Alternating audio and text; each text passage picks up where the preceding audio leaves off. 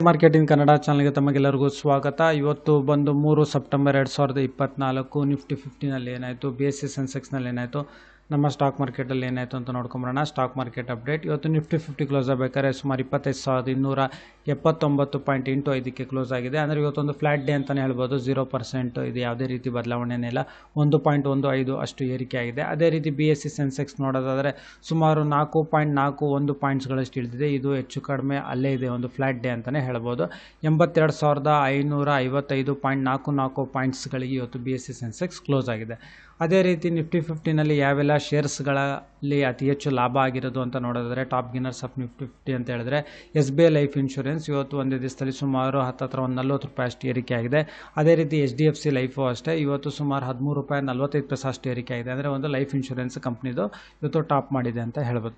ಅದೇ ರೀತಿ Shriram finance limited ಶೇರ್ಸ್ಗಳು, ICICI bank, Bajaj Finserv, Hero motor corp, Titan company ಶೇರ್ಸ್ಗಳಲ್ಲಿ ಏರಿಕೆ ಆಗಿದೆ.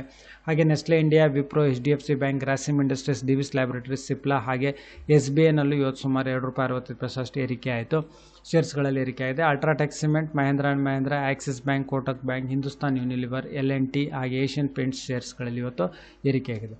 ಹಾಗೆ IPO ನೋಡೋದಾದರೆ ಬಜಾರ್ ಸ್ಟೈಲ್ ರಿಟೇಲ್ ಲಿಮಿಟೆಡ್ ಇದು ಹೆಚ್ಚು ಕಡಿಮೆ ಒಂದು 9 ಪಟ್ಟು ಅಂದರೆ 9 ಟೈಮ್ಸ್ ಅಷ್ಟು ಸಬ್ಸ್ಕ್ರಿಪ್ಷನ್ಸ್ ಆಗಿ ಇವತ್ತಿದು ಕ್ಲೋಸ್ ಆಯಿತು. 3 ಸೆಪ್ಟೆಂಬರ್ 2024 ಇದು IPO ಕ್ಲೋಸ್ ಆಯಿತು.